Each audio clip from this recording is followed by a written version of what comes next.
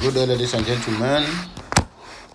My wonderful people and viewers and subscribers all over the world. This is Wotos Daily Talk coming to you and this early morning with a blockbustering news concerning the Nigerian Republic, concerning the African nation, and also the world at large.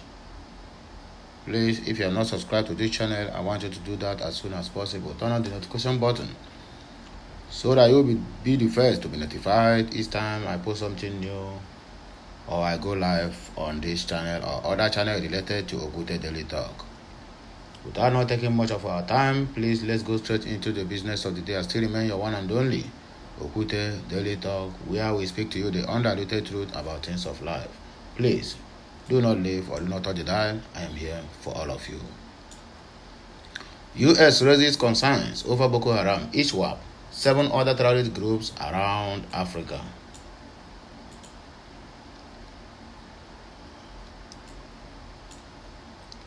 Lagos. Lady sets boyfriend ablaze after fake pregnancy plan fails. It is not true that I don't give shishi. Peter Obi of Labour Party.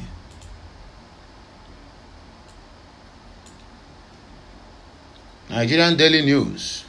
How bandits are exploiting northern residents under the guise of protecting them.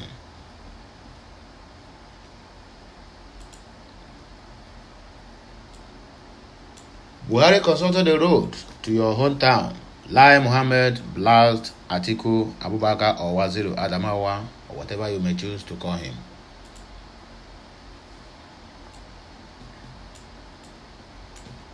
Buhari and the history in our curriculum today in today's government or administration.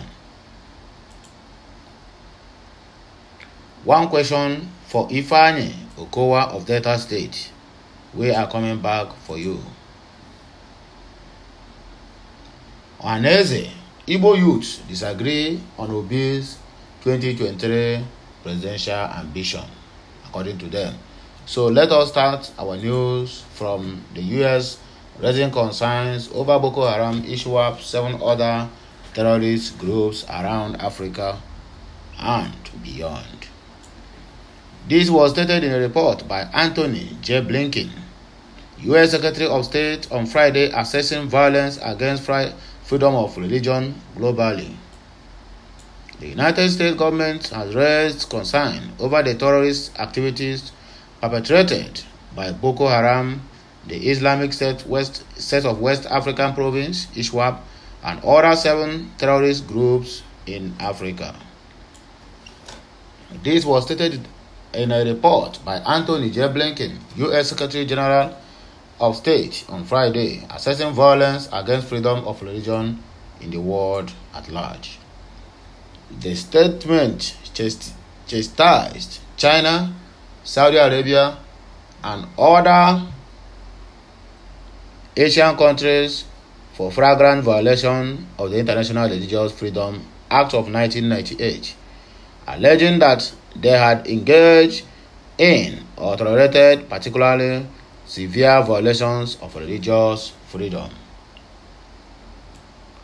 The statement reads, around the world, governments and non-state actors harass, threaten, jail, and even kill individuals on account of their beliefs. In some instances, they stifle individuals' freedom of religion or belief to exploit opportunities for political gains. These actions sow divisions, undermine economic security, and threaten political stability and peace. The United States will not stand by in the face of these abuses. My question is, the United Nations or the United States have authority over all the whole country. So what is happening in Nigeria? Why have the United States been silent on the inhuman treatment the Biafrans have been receiving for how many decades now? For the incarceration of Mazi Nnamdi Kanu till date, the United States have said nothing about it. But now you are showing concern about the countries who have giving laws on where to worship, on how to go about your daily worships. So my question is the United States for all or for some particular set of people? Please, if you know the answer, drop it at the comment section. I don't want to go deep. Today, I am announcing these designations against Burma, the People's Republic of China, Cuba, Eritrea, Iran, Nicaragua, the DPRK, Pakistan, Russia, Saudi Arabia, Tajikistan, and Turkmenistan as countries of particular concern under the International Religious Freedom Act of 1998 for having engaged in or tolerated particularly severe violations of religious freedoms, according to Blinken. I am also placing Algeria, the Central African Republic, Comoros, and Vietnam on the special watch list for engaging in or tolerating severe violations of religious freedom. Finally, I am designating as Sabab, Boko Haram, Hayat Tahrir al-Sham, the Houthis, the ISIS Greater Sahara, the ISIS West African, Jama'at Nusrat al-Islam wal Muslimin, the Taliban, and the Wagner Group based on its actions in the Central African Republic as entitled of particular concern. Our announcement of these designations is in keeping with our values and interests to protect national security and to advance human rights around the globe. Countries that effectively safeguard this and other human rights are more peaceful, stable, prosperous, and more reliable partners of the United States than those that do not, according to you. We will continue to carefully monitor the states of freedom of religion or belief in every country around the world and advocate for those facing religious persecutions or discriminations. We will also regularly engage countries about our concerns regarding limitations on freedom of religion or belief, regardless of whether those countries have been designated. We welcome the opportunity to meet with all governments to address laws and practices that do not meet international standards and commitments, and to outline concrete steps in a pathway to removal from this list, according to Joe Blinken. So that is all you need to know about the concern the U.S. are raising over Boko Haram, ISWAP, 7 other terrorist groups around Nigeria and other Mpaghara Africa. Lagos, a lady sets boyfriend ablaze after fake pregnancy plan fails.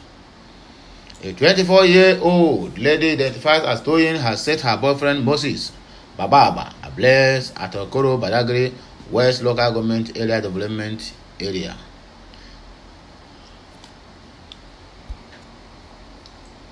Lagos State over his decision to end to their relationship. According to Vanguard, the aunt to the deceased, Peditan Bababa, said the suspect told her boyfriend, 26, that she was pregnant and in return he was being given her money for antenatal. She explained that the previous week Moses asked her to go for a scan to know the condition of the baby. However, when she returned, Toyin told Moses that scanning machine spoiled when it got to her turn. Stories for the gods. This prompted Moses' mother to take her to the hospital where she discovered that she was not pregnant as claimed, and as a result of this, Moses brought the relationship to an end. Speaking further, Bababa said on Friday night, Toyin asked Moses' sister to follow her to the seaside for fresh air. On getting there, the suspect told her to wait because she wanted to pick some clothes at home. When she got home, Toyin proceeded to pour petrol on the already sleeping Moses and set him ablaze. What a painful death. Babawa said she then escaped with Moses' phone, but as she was fleeing, She was badly wounded on the leg by the raging inferno that spread across the rooms. Moses struggled alone in the room for a long time before he could break the door and ran to the house for help. At first, we did not know it was Moses because he was born beyond recognition. In the ensuing confusion, we poured oil on him, but to no avail. We then rushed him to a general hospital where they referred us to hospital at Ikeja, where Moses later died on Monday. His body is presently at the mortuary in Badagry. We are pleading with Nigerians to come to our aid. We have also learned that this lady had allegedly stabbed her former husband to death in Ajara, Badagry, and nothing was done about it. The lady was traced down to a church and she was handed over to the police. We don't know what they were going to do about it yet. Meanwhile, the deceased family said they were not aware Moses told her he was no longer interested in the relationship. And that is the end of Solomon Grundy. My question is, while you are sleeping in your house, does it mean that the door cannot be locked? Or I don't understand. Or is him sleeping outside when this lady poured petrol on him and set him ablaze? This question is meant for the family of the deceased to come to answer, because the dead cannot speak their own mouth. So please, let us proceed. We don't have much time to waste. It is not true that I don't give shishi. P2B refutes allegations on him. The presidential candidate of the Labour Party, Peter Obi, has said that it is not true that he runs a campaign where he does not give shishi, according to them. Shishi is a word in Pidgin English which means to give or have nothing, that is zero.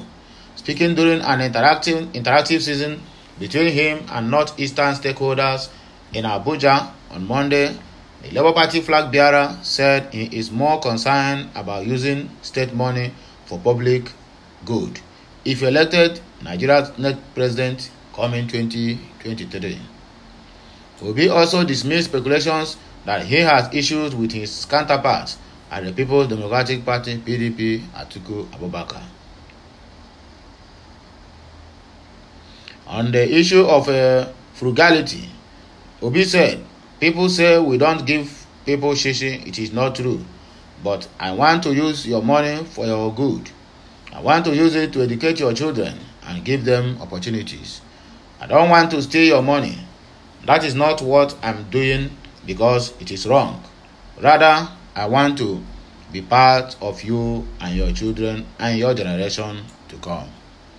I want you to understand that I am committed to you. I am committed to the Northeast. I am not going to be your president from Abuja.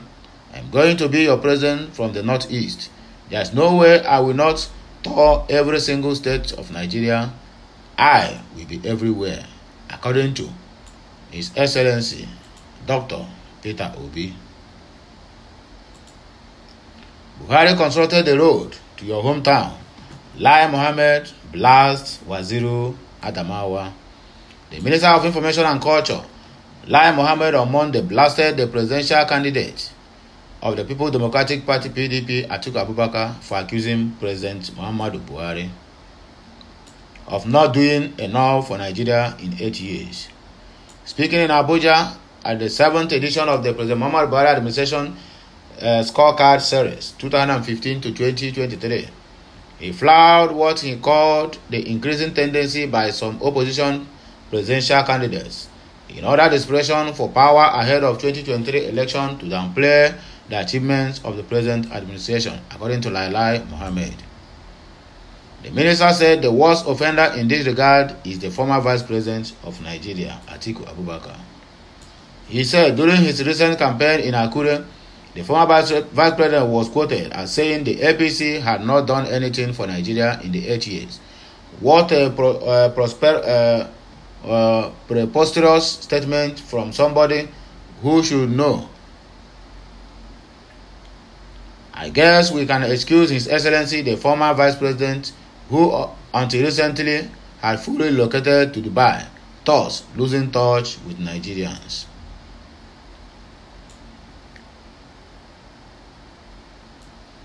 And if anyone would accuse the APC-led federal government of doing nothing, it should not be Alhaji Atiku Abubakar. Why? Because for the 16 years of the PDP rule, 8 of which Alhaji Atiku Abubakar was vice president, there was no motorable road to the former vice president's hometown, and indeed to key local governments in the southern senatorial zone that served as Adamawa's food basket and economic nerve center until the government of President Muhammadu Buhari assumed office, according to Lai Mohammed.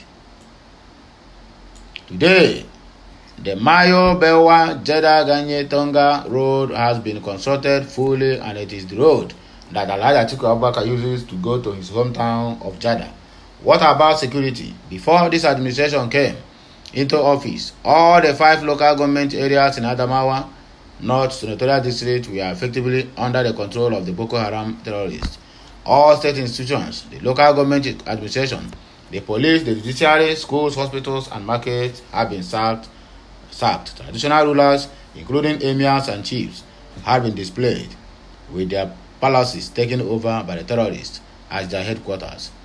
The affected 15 local governments in the northern senatorial zone are Madagali, Michika, Mubi North, Mubi South, and Leto Gombe. In the central senatorial zone, 2 local governments were effectively under the control of Boko Haram terrorists. These 2 local governments in the central senatorial zone are Maiha local government and Hong local government. Today, not an inch of these local governments in Adamawa, the home state of the former vice president, is under the control of terrorists. All institutions of the state have relocated back and are operational. All emirs and chiefs have returned to their palaces. Schools and markets have been opened throughout that period. Former Vice President Atiku Abubakar could not even go home. As a matter of fact, when one of his right-hand men, Mr. Adila, was killed by terrorists, Alhaji Atiku Abubakar could not even go to condole with the family of the deceased. It was that bad. Now that he can travel home freely thanks to the Buhari administration, it is not sweet in his mouth to accuse the same administration of doing nothing. As they say, the bedwetter should not join those who are insulting the washerman, according to Lai Mohammed. So that is all you need to know about the why was it Atiku Abubakar should not be blasting this current administration. Well, for me, if I'm left to comment, all these people, they are all the same. They are just double-edged sword. They are this side and they are that side. APC, PDP, and PDP is APC. So what are we saying? Whether the vice president have done something in the last 8 years when he was a he was working with Olusegun Obasanjo as vice president or not. But simple truth still remains that they are not needed in this present day Nigeria, because the Nigerian, the way they have handled Nigeria for the past decades now, it seems like Nigeria is under captives. I mean, they have held the country captive to the extent that no one can be able to question their whereabouts or what they are doing. If not for them to be doing, you give me, I give you, you blame me, I blame you, they keep on playing a blame game anytime, any day. Instead of them to be busy doing something for the people or doing something for the masses, they are just playing blame game. Just like the other day, the president and the governors of the state are blaming who is responsible for the poor people in Nigeria and who is not responsible. Now the presidents have come out to let you know that all the whole money that is meant for local government, it is being shared between the governor and the local government chairman. Whereas the local governments have been left with nothing. They have injected one stupid mindset to the Nigerians and their followers of reporting anything that happens for the president to be the cause of it. Even the work that the local government chairman is supposed to do for the locality or his locality area, all those money will be shared between them and the governor and the councillors and the whole project that those money are being meant for will be left there alone. All they will be busy telling you is that the president have not done well, you need to post another president. President cannot do federal work and do local work. That is why we have local governments. The local governments take care of locality. State governments take care of the state. You understand me? Councillor take care of wards. But all these things, nobody will tell you this. They keep on accusing the president, the senator, and the House of Reps that they are not doing anything. Whereas they are the ones that kept the locality the way it was at this very moment. So please, we should endeavor to learn how to accept our mistakes when one happens. Not for us to be gathering and playing a blame game on one another. Buhari and history of Nigeria. Thanks to the President Muhammadu Buhari's administration, the National Council on Education through the Nigerian Education Research and Development Council (NAC) has returned history to the primary and secondary schools curriculum, unlike former President Olusegun Obasanjo, under whom the obnoxious policy of banning the teaching of history in schools was affected in 2007. Buhari may not be afraid of the verdict of history. The ban, according to rumor mill, was to forge national unity from the furnace of ignorance, believing in the newly minted Nigerians totally ignorant of the history of their various ethnic nationalities who love Nigeria more. But instead of wallowing in ignorance of their ethnic history, a segment of the new Nigerian creates their imaginary history adumbrated with hateful scorn of opposing ethnic groups. Again, since publication of written materials has become an all-comers affair, joindized essays are published without borders by disgruntled writers and the surveyors of hate, and these are passed on gullible readers as authentic history. After all, for many, whatever is published is gospel truth. So, should now be obvious to those afraid of the teaching of history in schools. The writing and interpretation of history is going on, regardless of the official ban. To compound the matter for the fearful, the internet and the storming social media platforms have made the writing and the dissemination of history much easier, unlike in the past, when one's thoughts and writings could only disseminate amongst a few persons directly associated with the thinker or writer. Internet and social media platforms have put the world at the pure view of everyone who has an Android phone or iOS phone to browse. Without reflecting, many churn out of a disseminate what is euphemistically referred to as fake news, without knowing that sometimes they are writing and disseminating fake history. Perhaps it may be to combat the surge of counterfeit history that the National Council on Education has decided to allow the teaching of official history. Of course, what will be taught many times be moderated facts, as government officials would not approve the teaching of history that could impassion our diverse nationalities. That is a lie. That is a lie. I understand that the write-up of this very news, or who brought this news to limelight, he never said the truth. But why we worry about what impact the teaching of the history and exploits of the Benis, Banza, Bakwai, Hausa, Bakwai, Kanam, Bronu, Sokoto, Caliphate, Oyo Isekiri, Igbo, and hundreds of other empires and many empires would have on our national unity. Most of our leaders do not appreciate that their actions and their inactions are history in motion. When, for instance, President Buhari flagrantly abuses the 1999 Constitution in the composition of important offices in our diverse country and thereby endangering national unity, he forgets that history will record it against him.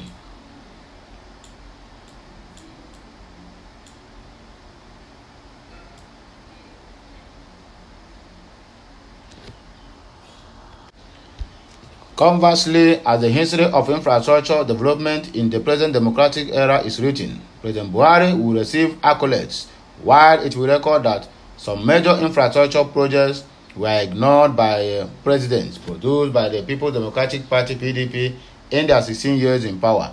It would praise President Buhari of the All Progressive Congress (APC) for his exploit in 8 years.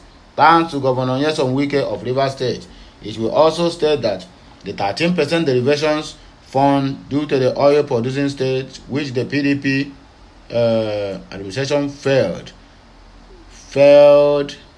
to pay, was paid by the President Muhammadu administration and the APC, according to them. History would also record how the governors of the oil-producing states spent the windfall from Buhari's tenacious obedience to that provision of the Constitution. On that score, Governor Wike will receive historical accolades for his giant size in infrastructure development to justify the windfall. It will also record his challenge to his colleagues from the Niger Delta region who received huge pay cuts to show that they have done with their own money. The state of Akwa Ibom and Delta, which like rivers received hundreds of billions of naira, will be held accountable by history. Definitely, those who think that history is only about ancient stories of how Usman Dan Fodio overthrew the Hausa kingdoms of Banza Bakwai and Hausa Bakwai, or the Yoruba Wars, or the Republic status of Igbos, should realize that the actions and inactions of the present time are history in motion. For instance, history is recording the seemingly inability of the governors of Igbo states to organize an efficient regional security outfit to deal with the challenges of insecurity pervading the region. When the APC is the ones spearheading the insecurity in the region, and you are here telling that history will remember the Igbo does not build anything, is the embargo not what APC brought to the eastern that is killing almost every youth in our region today? Lai Mohammed, you can never change. Maybe you will change in the grave, but as long as you are still breathing, you still remain Lai Mohammed.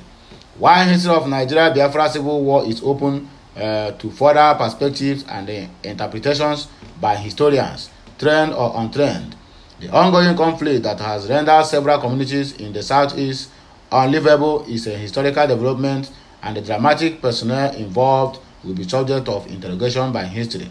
The local chiefs, local councillors and chairmen, governors, non-state actors like IPOB, ESN, and others are therefore making history by their actions and inactions, according to Lai Mohammed. The resurgence of kidnapping and attacks in Enugu State would also be subjected to history analysis in the future. Would it be true, as claimed in some circles, that the presence of a new general officer commanding a 2 division of the Nigerian Army who is Fulani is the major cause of the resurgence? Or is the officer being profiled negatively merely because of his ethnic origin? It is not. That is the truth. So do not just divert the truth that you want to say. They call you Lai Mohammed, and you have vowed that never anything like truth can never come out from your mouth. Considering the inability of the state governor, Ifeanyi Ugwuanyi, to navigate peace for the state amidst the crisis of the past few years, are there persons bent on tarnishing his good works, or is he dropping the baton as his tenure nears its end? Among the history makers that will rule their actions in the future are those who profess hate in their social media handles, forgetting that such posts are indelible. Most of them ignorantly think that because they use pseudo names and are indifferently punching away on machines, they remain incommunicado. Such ignorant persons carelessly launch scurrilous attacks on other ethnic groups or individuals with such passionate intensity that one is left wondering about their mental balance. As I tell the young ones around me, the internet is a mean archive, and what you carelessly post could become an albatross many years to come. And interestingly, history on the internet and other social media platforms unfolds at great speed. That perhaps explains why President Buhari sometimes takes on the responsibility of writing his own history instead of waiting on his media handles. His recent devastating historical antecedent about a governor who steals from the local government under his care has been reverberating, such that some governors are asking him to name the culprit.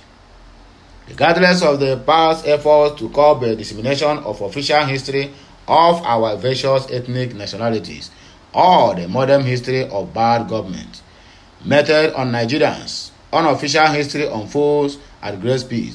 To be on the good side of history and to avoid fake history, subjecting accurate history of our people and culture, Nigeria needs trained historians to collect, interpret, and disseminate the history of the country. That is all you need to know about the Buhari and the history he have created. But the history he created is a fake one that have to do with him. What about what happened in the years by? You are telling us here that it cannot be remembered, according to Lai Mohammed, that all those ones is causing ethnic unrest and the rest of them and the rest of Kiniko. My dear, if you want to bring back history, you have to bring it from onset. Not for you to bring a history of a Buhari regime of 8 years. Then what happened to other historians? Does it mean that you don't want our future generation to know what happened in the past, how their country created?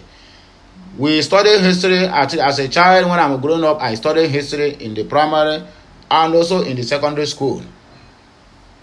So I know what history is all about. I study history does not make me to see an Hausa man and hate an Hausa man, or see a Yoruba man and hate a Yoruba man. It is individual perception and understanding. But history needs to be returned back to our curriculum. That is all I have to tell you people that think you have the power to do whatever you like. You delete the old history and you bring in new history. Who does that in this current, in this 21st century? Lai Mohammed. Is that what you are teaching your own grandchildren? Because you are father of grandchildren, not only your children, but your great-grandchildren. Is that what you are teaching them? That means you are a fake father. You are calling people that write the real history a fake historian and the rest of them and other names. Whereas you are telling your grandchildren fake news.